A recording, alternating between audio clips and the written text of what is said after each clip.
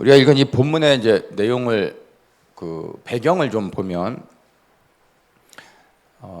이제 제자들이 예수님이 승천하신 다음에 이 마가의 다락방에 함께 모여서 약속한 성령을 기다리며 이제 그들이 함께 기도합니다. 그때 오순절날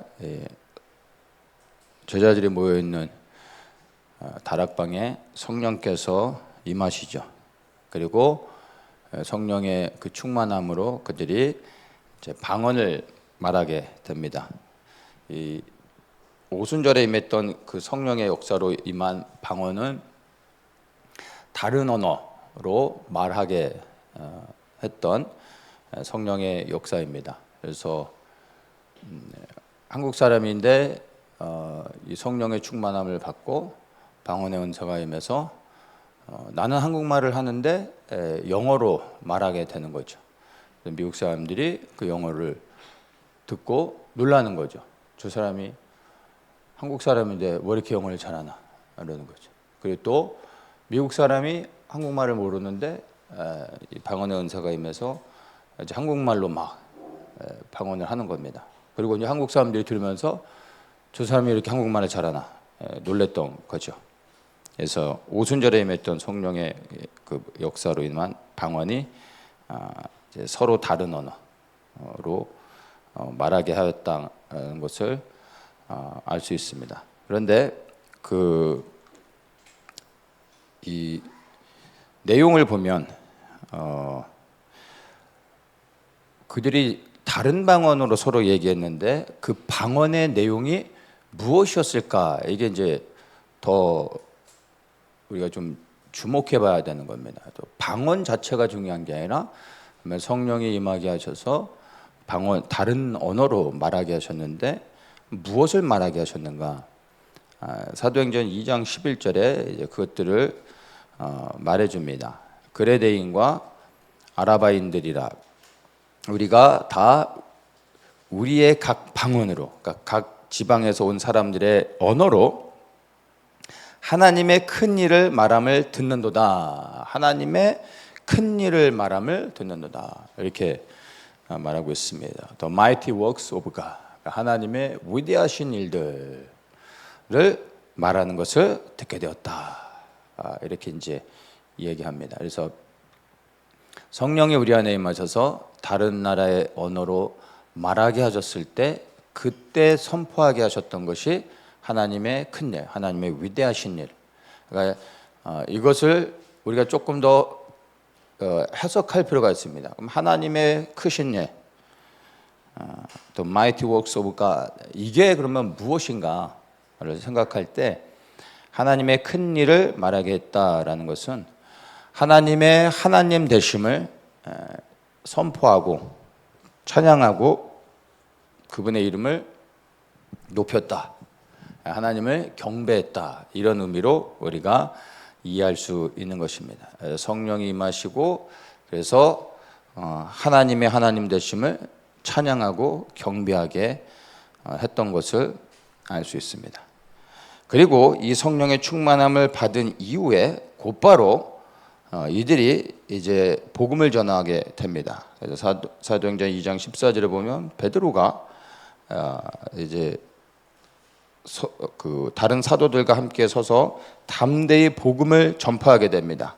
그리고 그가 전한 그 복음의 선포로 인해서 그날 3,000명이라는 사람이 회심하고 예수 그리스도를 믿고 구원받는 그런 역사가 일어나게 됩니다. 그리고 또 이 사도들이 이제 성전에 올라가 이 솔로몬의 행각에서 함께 복음을 전파할 때는 계속 연결되는 겁니다.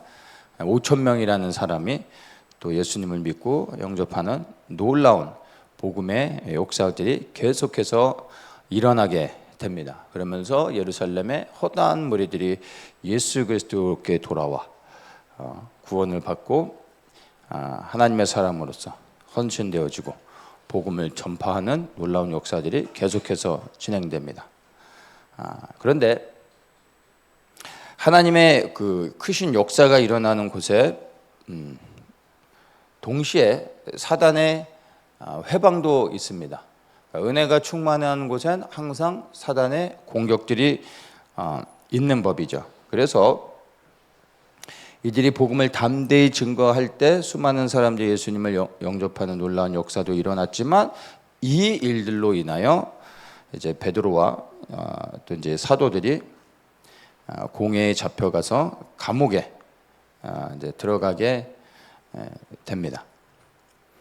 자, 그래서 감옥에 잡혀 들어가서 이 제사장의 무리들과 이제 논쟁하며 그들에게 사실 어떻게 보면 신문을 받게 되는 것이죠. 근데 그때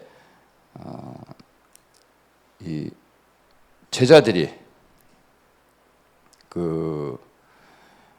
이런 말을 합니다. 사도행전 4장 12절에 보면 이제 대제사장의 무리가 그들을 신문할 때 베드로가 12절에 이렇게 선포합니다. 다른 이로서는 구원을 얻을 수 없나니 천하 인간의 구원을 얻을 만한 다른 이름을 우리에게 주신 일이 없음이니라. 우리가 다 아는 이 놀라운 이 선포가 언제 있었던 거냐면 뭐 제자들과 함께 모여서 성경 공부하는 가운데서 천하 인간의 구원을 얻을 다른 이름을 우리에게 주신 일이 없다라고 설교했던 게 아니라 이들이 감옥에 붙잡혀 가 있는 죄수의 상황에서 그리고 그들을 신문하고 협박하고 위협하고 그들의 생명을 해칠 수도 있는 사람들 앞에서 그들이 예수의 이름으로 그 어떤 것도 말하지 말라라는 위협이 있었음에도 불구하고 그런 상황 가운데서 베드로가 무엇을 얘기한다고요? 다른 이로서는 구원을 얻을 수 없다. 너희들이 금지하는 오직 예수 그리스도의 이름으로만 구원을 받을 수 있다라고 선포했던 겁니다. 그래서 이 사도행전 4장 12절의 이 말씀의 능력이요, 이 말씀 자체가 진리이기 때문에 능력이 나타나는 것도 있지만 이 말씀의 배경이 사실은 복음을 위협하고 있는 상황 가운데서 두려워하지 않고 담대히 복음을 선포했기 때문에 이 말씀이 사실 더 큰 능력이 있음을 알 수가 있습니다. 자, 그리고 이제 그 제사장의 무리들이 이들을 어떻게든 죄를 뒤집어쓰고 그들에게 어떤 형벌을 가하고 싶었지만 그런 것들을 뭐 혐의가 없어서 그들을 더 이상 감옥에 가다둘 수가 없게 됩니다. 그래서 그들을 놓아주어야 되는 상황이 돼서 17절에 그들을 위협하면서 이제 예수의 이름으로 어느 누구에게도 말하지 말라 이렇게 하면서 이제 그 베드로와 사도들을 놓아주게 됩니다.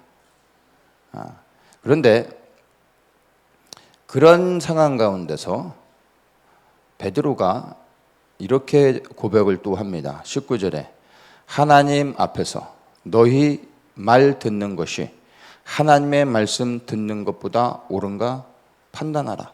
우리는 보고 들은 것을 말하지 아니할 수 없다.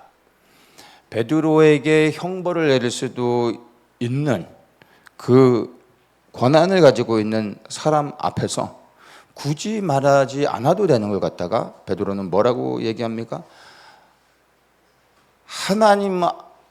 우리가 하나님 앞에 올바르게 하여야 되겠느냐? 아니면 너희 사람의 말을 들어야 되겠느냐? 너희가 그것을 생각해 보라.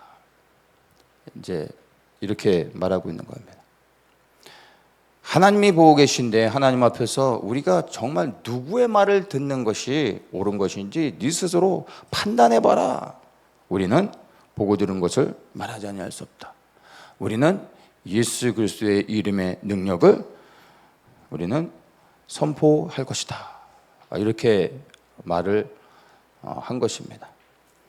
이 말을 우리는 잘 기억을 해야 됩니다.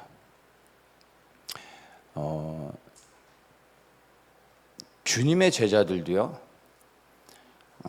그냥 좋은 환경 가운데서 늘 은혜가 충만하고 항상 주의 성령께서 보호해 주시고 지켜주시는 안전한 상황 가운데서 감사함으로 기쁨으로 즐겁게 사역을 하다가 주님의 부르심을 받은 것이 아니라 이러한 위협과 어떤 고난과 핍박의 상황 가운데서 그들의 믿음이 누구를 향하고 있는지, 그들의 믿음이 어떠한지, 그리고 그들이 섬기는 주가 누구인지를 사람들 앞에서 명확하게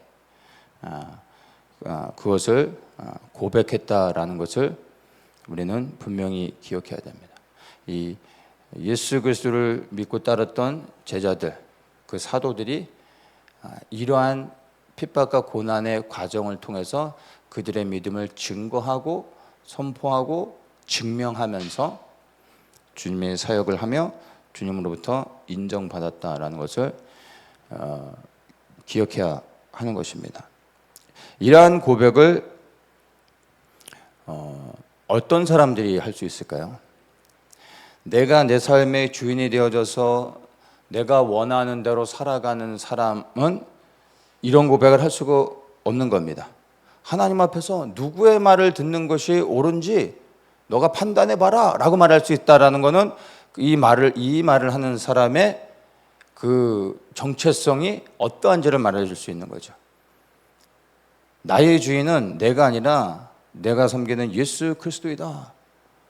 그래서 나는 주님을 따르는 것이다. 주님 앞에서 어떻게 말하고 어떻게 행동하는 것이 올바른 것인지 네 스스로 생각해봐라. 이렇게 얘기하고 있는 겁니다. 이것이 우리에게 주는 도전이 있습니다. 우리의 삶 속에서도 이 베드로와 사도들의 고백과 같이 동일하게 이 과정을 통해서 우리가 우리의 믿음을 증명해야 되고, 그리고 나의 정체성을 드러내야 됩니다. 내 삶의 주인이 누구인지, 내 스스로가 주인이 돼서 살아가고 있는지, 아니면 나의 주인이 그리스도인지를 이러한 고백을 통하여 증명해야 된다는 겁니다.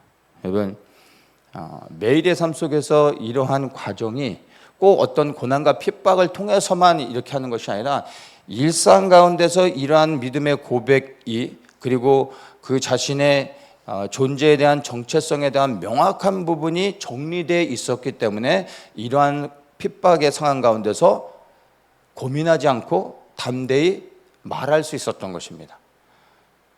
이게 일상의 삶 가운데 정리되어 있지 않았다면 여러분, 고난과 핍박의 상황 가운데서 이것을 말하려고 할 때 불가능하다고 보셔야 됩니다. 사도들은 이 부분이 항상 준비되어 있었습니다. 그래서 고민 없이 생각하지 않고서도 담대히 말할 수 있었던 겁니다. 우리에게 필요한 것이죠. 우리의 마음을 정해야 됩니다. 나의 주인이 누구인지 스스로 여러분의 정체성을 여러분이 정리하셔야 되고, 그리고 여러분의 믿음을 증명할 수 있어야 됩니다. 그래서 오늘 내 삶 속에 내가 이 믿음과 나의 정체성에 대한 부분이 정리되지 않으면 내일 내가 원치 않는 상황 가운데 무엇인가 결정해야 되거나, 아니면 어떤 위협과 고난 가운데서 내 믿음을 드러내야 되는 상황이 될 때 우리가 넘어질 수 있습니다. 그래서 매일의 삶 속에 이 제자들의 삶과 동일하게 준비되어야 하는 것을 이것을 통해 볼 수가 있습니다. 그리고 이제 공회가 사도들을 처벌할 명분이 없어서 어쩔 수 없이 놓아주게 됩니다. 그래야 이들이 이제 감옥에서 풀려나고 다시 그들의 공동체로 돌아와서 이제 그들의 간증을 하게 됩니다. 그래서 감옥에서 풀려난 베드로와 요한, 이 사도들이 공동체에 돌아와서 이제 소리 높여 하나님께 간구하는 기도를 드립니다. 근데 그 기도의 내용 가운데 마지막 부분이 오늘 우리가 읽은 이 본문의 내용입니다. 29절부터 제가 다시 한번 읽겠습니다. 주여 이제도 저희의 위협함을 하감하옵시고 또 종들로 하여금 담대히 하나님의 말씀을 전하게 하여 주옵시며 손을 내밀어 병을 낫게 하옵시고 표적과 기사가 거룩한 종 예수의 이름으로 이루어지게 하옵소서. 이제 어떠한 상황 가운데서 이들이 이러한 기도를 간구하며 부르짖어 선포했는지를 우리가 이제 이 배경들을 보면 이 기도가 사실 어떠한 상황 가운데 나왔는지를 이해하면 좀 이 기도의 의미가 좀 새롭게 우리에게 좀 깨달아질 수 있습니다. 감옥에서 돌아와서 선포했던 사도들의 기도의 내용입니다. 이들이 무엇을 부르짖어 기도했습니까? 단순히 자신들을 감옥에서 구원해 주신 하나님에 대한 은혜와 사랑으로 인하여 감사하고 찬양하고 선포하는 그런 기도였습니까? 아니면 이제는 복음을 전하는 걸로 인하여 고난받지 않게 해주시고 저를 보호해 주시고 지켜주십시오 라는 그런 기도의 내용이었습니까? 아니라는 거죠. 무엇입니까? 종들로 하여금 담대히 하나님의 말씀을 전하게 하여 주옵소서. 이거 하다가 감옥에 갔던 사람들이 풀려나서 한다는 기도가 담대히 하나님의 말씀을 전하게 하여 주옵소서.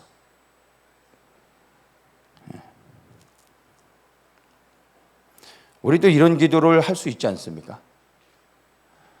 그렇죠? 이런 기도를 합니다. 근데 우리가 이렇게 하나님의 복음을 담대히 전하다가 그 복음을 전한 일로 인하여 감옥에 들어갔습니다. 그리고 거기서 핍박을 당하고 고난을 당하고 매를 맞고 정말 힘든 시간을 보내고 풀려났습니다. 그리고 여러분 공동체에 돌아와서 여러분이 이와 같이 또 기도하실 수 있으십니까? 종들로 하여금 담대히 하나님의 말씀을 전하게 하여 주옵소서.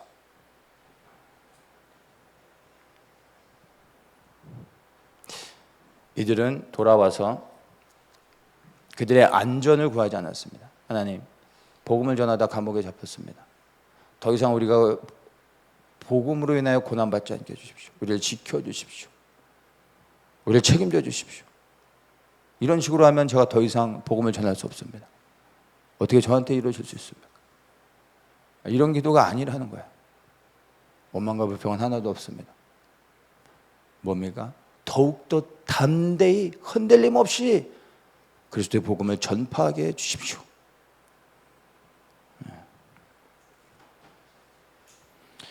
이렇게 기도했더니 무슨 일이 일어납니까? 31절에 빌기를 다하며 모인 곳이 진동하더니 무리가 다 성령이 충만하여 담대히 하나님의 말씀을 전하니라. 참 많은 걸 생각하게 합니다. 이들이 성령의 충만함을 받고 더욱더 담대히 복음을 전파하게 되었습니다. 복음을 전하다가 복음으로 인해 고난을 받고 나온 다음에 사실 우리가 정직하게 이렇게 우리 스스로에 대해서 한번 생각해 보면요, 과연 우리가 전과 같이 동일하게 흔들림 없이 변함없이 복음을 전할 수 있겠냔 말입니다. 여기서 어느 누가 나는 그렇게 할 수 있습니다 라고 말할 수 있겠습니까? 왜 이들이 담대히 복음을 전파할 수 있게 해주십시오 라고 기도했겠습니까? 두려웠던 거죠. 애들도 힘들었던 겁니다. 그리고 위협을 받았고 자신들의 힘으로는 그리스도의 복음을 담대히 증거한다는 것이 이제는 불가능하다라는 것도 깨달았다는 거예요. 우리의 힘과 능력으로 할 수 없기 때문에, 그러나 그렇다고 주님을 부인할 수 없게 주님 우리에게 담대히 복음을 전파할 수 있게 우리에게 힘을 주십시오 라고 주의 은혜를 구했던 겁니다. 그랬더니 성령의 충만함을 받고 이들이 담대히 하나님의 말씀을 전하게 됩니다. 기도가 응답되었습니다. 여러분, 우리가 주님께 기도하면 기도가 응답됩니다.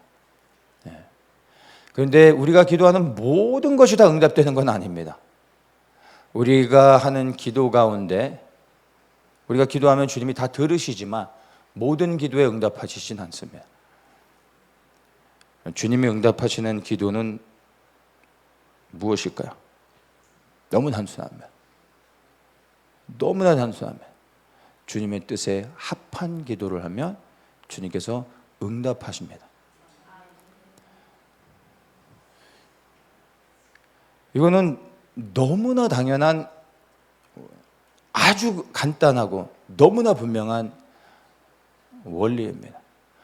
주님의 뜻에 합한 기도를 하면요, 그 기도는 반드시 응답합니다. 왜냐하면 예수님은 살아계신 하나님이시고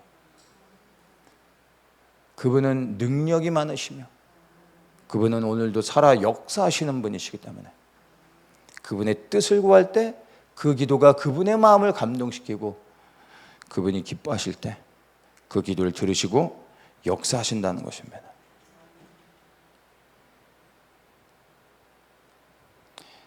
그러면 이 제자들에게 있어 주님의 뜻에 합당한 기도가 무엇이었습니까? 주님, 복음을 전하다가 더 이상 고난받지 않게 해주십시오가 그게 주님이 보실 때 합당한 기도가 아니었던 거죠. 복음을 전하다가 혹 또다시 고난을 받을지라도 흔들림 없이 예수 그리스도의 복음을 담대히 전할 수 있게 해주십시오 라고 기도했던 것이 주님의 마음을 움직였던 것입니다. 이 기도가 무엇을 의미합니까? 지금 내가 복음을 전하다가 다시 감옥에 들어갈 수도 있습니다. 그러나 내가 예수님으로 인하여 복음을 전하다 더 큰 핍박과 고난을 받을지라도 내가 감당할 수 없는 그러한 고난이 내게 온다 할지라도 주님, 저는 그리스도의 복음을 담대히 전하기 원합니다. 주님의 뜻이 이루어지기를 원합니다. 내게 담대히 그리스도의 복음을 전파할 수 있는 은혜를 주십시오. 이런 의미인 겁니다. 여러분, 우리가 그냥 이 기도의 의미가 무엇인지 어떤 상황 가운데서 이렇게 간구하고 있는지를 깨달을 때 우리가 들어봐도 너무나 감격스럽고 너무나 은혜가 되는데 주님께서 이 기도를 들으셨을 때 우리 주님의 마음은 어떠하셨겠습니까? 이 기도에 응답 안 해주실 수가 없는 것입니다. 그래서 주께서 그들의 간구하는 기도의 내용을 들으시고 그렇게 담대히 복음을 전파할 수 있는 힘과 능력을 그들에게 주십니다. 여러분, 주님은 모든 것을 가능케 하실 수 있지만 가만히 계시다가 어느 날 그분의 뜻을 그분이 혼자서 행하시는 게 아닙니다. 우리와 함께 협력하여 주님의 뜻을 이루어 가십니다. 성도들의 기도를 통하여 그분의 뜻을 이루어 가시는 겁니다. 이와 같이 사도들이 주님 앞에 하나님의 마음에 합한 기도를 드릴 때 그 기도 가운데 역사하시고 복음을 담대히 전파하게 하심으로 인하여 주님의 뜻이 이루어지게 하고 복음이 예루살렘과 유대의 지경을 넘어 이제 이방인의 땅까지 흘러가게 하고 있다는 것을 우리가 알 수 있는 것입니다. 이것이 마지막 때를 살아가는 우리 성도들이 선포해야 될 기도인 것입니다. 이 기도의 응답으로 성령의 충만을 받은 사도들과 제자들이 핍박 가운데서도 담대히 복음을 전파하여 복음의 지경이 정말로 이제 이방인의 지경으로 넘어가 땅끝으로 흘러가는 역사가 시작되어지게 됩니다. 그래서 사도행전 이제 5장이 넘어 6장, 7장으로 가면 이제 복음의 지경이 아마 이방인의 땅으로 실제로 흘러가게 되는 것을 우리가 보게 됩니다. 그래서 하나님의 역사는요, 어느 날 갑자기 주님께서 혼자 행하시는 것이 아니라 우리가 가만히 있으면 자연적으로 주님의 뜻이 이루어지는 것이 아니라 누군가의 헌신과 결단과 희생이 번제가 되어져서 그분의 뜻을 이루어 가시는 겁니다. 누군가는 이 사도들과 같이 이 그리스도의 뜻이 이루어지는, 복음이 전파되어지는, 하나님 기뻐하시는 이 일들을 위하여 부르짖어 기도하며, 그리고 그 기도한 대로 삶을 들여 헌신하는 결단과, 그리고 그러한 간구가 있을 때 그 위에 기름 부으시며 그들을 통하여 주님의 뜻을 이루어 간다는 것입니다. 그렇다면 주님께서 이 시대 가운데 정말 어떤 사람들을 찾고 계시며, 그리고 우리가 어떤 기도를 드릴 때 주님이 기뻐하시는지, 그 주님이 역사하시는지 우리가 너무나 분명하게 볼 수 있는 것입니다. 이제는 여러분, 우리의 기도가 달라져야 되는 겁니다. 오순절에 처음에 임했던 성령의 역사를 통하여 무엇을 말하게 합니까? 하나님의 하나님 되심을 찬양하게 합니다. 그분의 이름을 높이게 합니다. 그분을 경배하게 합니다. 그런데 고난을 받고 돌아온 제자들이 함께 모여 부르짖어 기도할 때 그때 임했던 성령의 충만함을 통하여 이제 그들이 그 성령의 충만함의 능력을 받아 무엇을 합니까? 하나님의 하나님 되심을 찬양하고 높이는 것이 아니라 그 단계를 넘어 무엇을 합니까? 그들을 위협하는 세상으로 나아가 담대히 하나님의 말씀을 전파했다라는 겁니다. 이게 우리가 붙잡아야 될 내용입니다. 주님을 찬양하고 경배하고 하나님의 하나님 되심을 여러분이 높이고 있다면 이제는 그 단계에서 우리가 한 단계나 더 나아가 무엇을 구해야 됩니까? 주님의 뜻이 이루어지는 것을 위하여, 주님이 정말 영광 받으시기 위하여 온 세상의 모든 무릎이 그리스도 앞에 꿇려질 수 있도록 그분의 뜻이 이루어지는 하나님 나라와 그 의를 위하여 부르짖어 기도할 수 있어야 한다는 것입니다. 정말 이 시대 가운데 주님이 원하시는, 기뻐하시는 그 주님의 이루어져야 할 뜻이 무엇이겠습니까? 그리스도의 재림을 통해 이 땅에 하나님의 나라가 이루어지는 겁니다. 그리스도를 통한 하나님의 나라가 이 땅에 이루어질 때 모든 무릎이 그 앞에 무릎을 꿇게 될 것이고 열방이 그리스도를 경배하며 하나님을 섬기게 되는 것입니다. 이것이 지금 하나님께서 그리스도를 통하여 마지막으로 성취하실 하나님의 뜻이라는 것을 우리는 분명히 알고 있어야 되는 겁니다. 그렇다면 이제 우리가 무엇을 위해 어떻게 기도해야 하겠습니까? 그 어떤 고난과 핍박 가운데서도 담대히 주님의 뜻을 구하고 주의 오실 길을 예비할 수 있는 그러한 삶을 살 수 있게 해달라고, 그 길을 예비하는데 내 삶이 드려질 수 있게 해달라고 기도하는 겁니다. 주님, 시대가 어두워지고 고난과 핍박이 다가가고 있는데 주님, 저를 어떻게 책임지실 겁니까? 저를 어떻게 지켜주실 겁니까? 저의 피난처는 어디입니까? 저를 언제 휴거해 주실 겁니까? 이런 게 아니라 그런 고난과 핍박 가운데서도 더욱 담대히 주의 뜻을 구하고 하나님의 나라가 임하길 원합니다.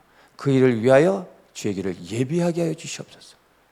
그러한 삶을 살 수 있는 능력을 내게 주시옵소서 라고 기도할 때 주님께서 얼마나 기뻐하시겠습니까? 그 기도를 어찌 주님이 무시하거나 못 들은 척하거나 역사하지 않으실 수 있겠습니까? 이 시대 가운데 주님이 우리에게 정말 듣고 싶어하는 기도는 다른 게 아닙니다. 주님을 찬양하는 것, 주님이 기뻐하시는 거지만 이젠 그 단계를 넘어 이 땅에 그분의 뜻이 이루어질 수 있도록 기도해야 되는 겁니다. 그분의 뜻이 이 땅에 이루어지기 위하여 우리는 나아가 우리의 발이 움직여야 되고 그분의 오실 길을 우리가 먼저 나아가 예비하며 길을 열어내야 되는 겁니다. 그 길 선상에 서서 그분을 맞이할 수 있어야 되는 거예요.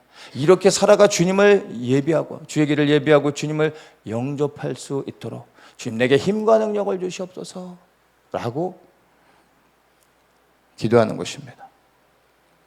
30절에서도 이 제자들이 하나님의 말씀을 전하게 하여 주옵시며 라고 하고 난 다음에 손을 내밀어 병을 낫게 하옵시고 표적과 기사가 거룩한 종 예수의 이름으로 이루어지게 하옵소서. 능력을 구하지 않습니까? 이들이 능력을 구하기 이전에 무엇을 구했습니까? 하나님의 말씀을 전하게 하여 주시옵소서. 하나님의 뜻이 이루어지길 원합니다 라고 그들에게 간절한 그 마음의 중심을 고백하고 난 다음에 능력을 구하는 겁니다. 이해되십니까? 그런데 오늘날 많은 사람들은 무엇을 기도합니까? 하나님의 뜻은 구하지 아니하고 밑에 있는 능력만을 구하지 않습니까? 주님 내게 복을 주십시오. 내게 건강을 주십시오. 내게 물질을 주십시오. 성공하게 해주십시오. 그런데 주님을 향한 삶의 결단은 전제되지 않다는 거예요. 예수 그리스도의 이름 안에 있는 축복과 은혜와 부귀와 영화만을 원한다는 거죠. 순서가 바뀐 겁니다. 왜 능력을 구하고 있는지를 여러분 잘 보셔야 됩니다. 이 사도들이 왜 표적과 기사가 나타나는 이 능력을 구하고 있는지 그 본질적 의미가 무엇인지 여러분 잘 이해하셔야 됩니다. 하나님의 뜻이 이루어지길 소망하며 그 일들을 감당하기 위해 표적과 기사, 능력을 구하고 있다는 겁니다. 여러분, 이제 그리스도의 재림이 임박해진 시대를 살아가는 우리에게 있어서 이 말씀을 통해 우리가 이제 더욱더 무엇을 위해 구하고 부르짖어야 하는지 명확하게 알 수 있습니다. 여러분,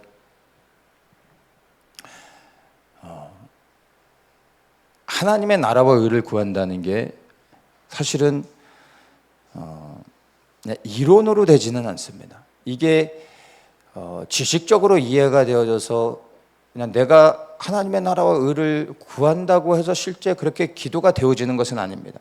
많은 사람들이 있는 가운데서 공동체 다른 사람들이 듣는 가운데서 내가 하나님의 뜻이 이루어지기를 간구합니다. 주님의 뜻이 이루어지길 원합니다 라고 기도는 할 수 있겠지만 아무도 없는 곳에서 내가 하나님과 1대1에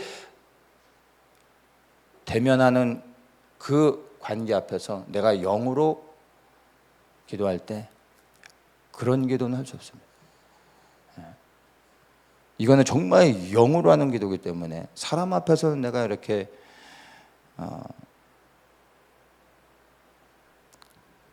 어떤 혼적으로 그런 척하면서 이성으로 기도할 수 있지만 아무도 보지 않는 곳에서 그냥 주님 앞에 서서 하나님의 뜻을 구하는 건 이 영으로 하지 않으면 하고 싶어도 안 됩니다. 만약 여러분들이 정말 하나님의 나라와 의를 구하고 싶은데도 그 입 위로 떨어지지 않고 이 기도가 실제가 되지 않고 있다면 여러분 기도하셔야 돼요. 하나님의 뜻을 구하는 것이 아니라 먼저 여러분 안에 있는 수많은 세상의 온갖 하나님으로부터 오지 않은 온갖 세상의 쓰레기들이 가득 차기 때문에 하나님의 나라가 구하려고 해도 구할 수가 없는 거예요. 내 안에 있는 모든 쓰레기들을 버려야 됩니다. 회개하셔야 되는 겁니다. 내 안에 있는 온갖 더럽고 추잡한 것들이 가득 차 있는데 어떻게 하나님의 뜻이 내 안에 부어질 수 있겠습니까? 나를 버려야 되는 겁니다. 모든 것은 나로부터 비롯되어져 세상의 온갖 허탄한 쓰레기들을 내 안에 채우고 있기 때문에 하나님의 나라가 들어올 수가 없는 거죠. 회개하셔야 됩니다. 하나님의 나라를 구하고 싶어도 그게 되지 않는 사람들은, 물론 이것 또한 주님의 은혜로 되어지는 거지만 여러분 회개하셔야 됩니다. 주님, 내 마음밭을 기경해 주셔서 내 혼이 아닌, 내 의지가 아닌 정말 영으로 하나님의 뜻을 구할 수 있는 은혜를 주십시오. 이 뜻을 구할 수 있기 위해 주님, 내가 버려야 될 것이 있다면 보여주시고 깨닫게 하시고 내려놓게 해주시고 내 자아를 부인하게 해주십시오. 이게 먼저 돼야 됩니다. 회개해야 됩니다. 내가 비워지는 만큼, 내가 사라지는 만큼 하나님의 나라가 내 심령 안에 임하며 어느 날 나도 모르게 하나님의 나라가 내 마음에 임하고 그것이 실제가 되어져서 나도 모르게 하나님의 뜻을 구하게 되는 겁니다. 그리고 그 하나님의 나라가 나도 모르는 사이에 나를 충만히 깊게 더욱더 채우게 되어집니다. 그리고 내 안에 임한 그 하나님의 나라가 견고하게 내 심령 가운데 여러분 세워지는 순간 세상의 그 어떤 것들로도 하나님의 나라를 더 이상 요동하거나 흔들지 못합니다. 이 하나님의 나라가 내 심령 안에 견고히 세워지면 더 이상 세상의 것들로 인하여 내 마음이 빼앗기지 않게 되고 마음을 지켜가며 이 땅에 임한 하나님의 나라가 실제가 되어질 수 있는 것입니다. 이제 시대를 분별하고 사람들을 깨우고 그리고 다가오는 전쟁과 임박한 심판을 외치며 회개를 선포하고 또한 내가 회개하고 주의 뜻을 구하고 그리고 더 나아가 주의 길을 예비하는 것입니다.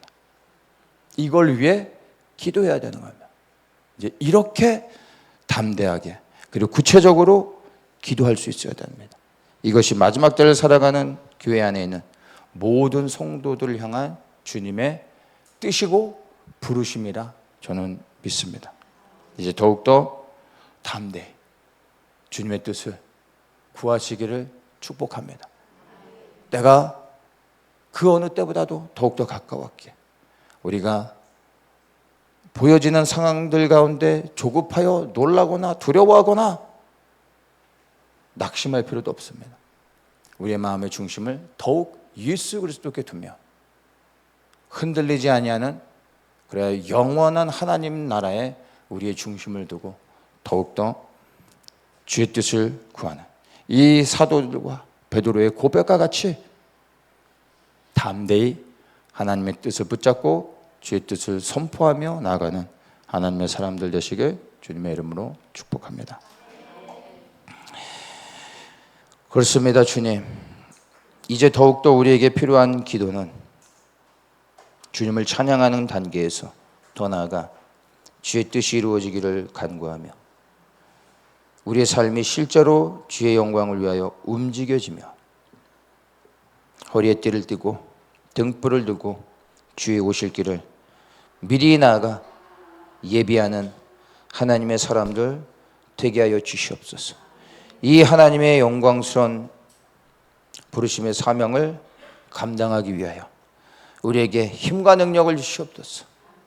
우리가 구하는 것들이 우리가 이 땅의 삶의 번영과 행복을 위해서가 아니라 영광스러운 그리스도의 나라를 위한 것임을 주님, 우리 스스로가 날마다 점검하게 하시고 이것이 주의 뜻에 합당할 때 주님, 주의 뜻을 이루시고 우리의 기도를 들으시며 하나님의 영광을 위하여 우리 위에 역사하시고 우리의 기도를 통하여 주의 뜻을 이루어 주시옵소서.